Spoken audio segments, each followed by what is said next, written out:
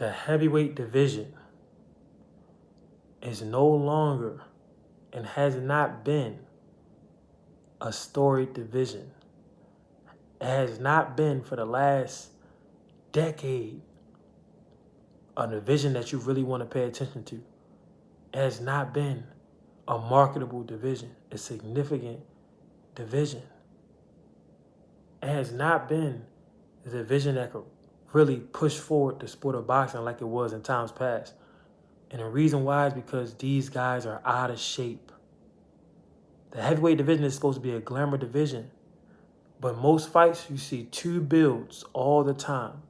You see somebody who looks like a bodybuilder like Anthony Joshua, who has way too much muscle to compete at the highest levels. Or you see somebody who's coming out there with all types of flab, looking like they're in the first or the second trimester. You see somebody coming out there with man boobs. Somebody coming out there who you could tell they did not run their miles. They did not run 6 miles a day.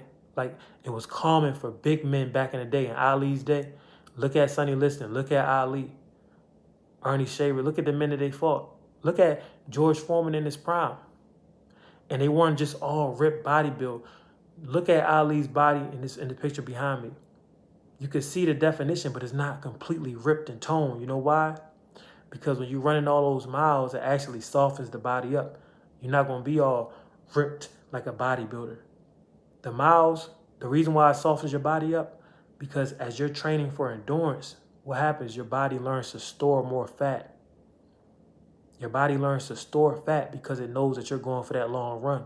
You're going for that long sparring session. You're about to go for that long war, 12-round war or 15-round war back in their day. So boxers, is good for them to have some fat around their midriff. It's good for them to have some fat just stored in their body on top of the muscle. So they're not going to look ripped like an Olympic sprinter would, or a running back on a football field.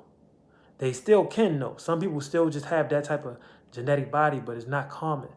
At heavyweight, they're not supposed to like that at all. It's too much weight. You're carrying too much weight, and the muscles require more oxygen. So if you're going to be a dude who's ripped, your conditioning has to be twice as much as the regular guy, and we know these dudes aren't doing that. Now, as far as the fatness goes, most heavyweights nowadays, 250, 6 foot or more, and they're out of shape every single fight. Whether it's Gerald Miller, Andy Ruiz, you know what I mean? These guys coming here, even Tyson Fury, they're coming in with these pot bellies, and they're coming in with these love handles because they're not running the miles and doing the sit-ups. They're not doing the crutches. They're not doing the old school boxing training religiously like guys did back in the day. And that's why the fights aren't as eventful either. So heavyweights, right? The talent is still there. The skills are there, but the commitment isn't there. Heavyweight boxers need to be doing their road work on a daily. They have to be in shape.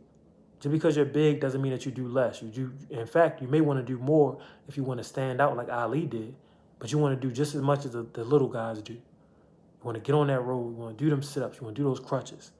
You know what I mean? And then that way you can come into the ring with some stamina about you. And you don't have to just take breaks all day just because you're a big guy. You come there with stamina, speed, coordination. Get on that jump rope. Compare the bodies of the heavyweights back then till now, and you'll see exactly what I'm talking about. But y'all let me know what y'all think.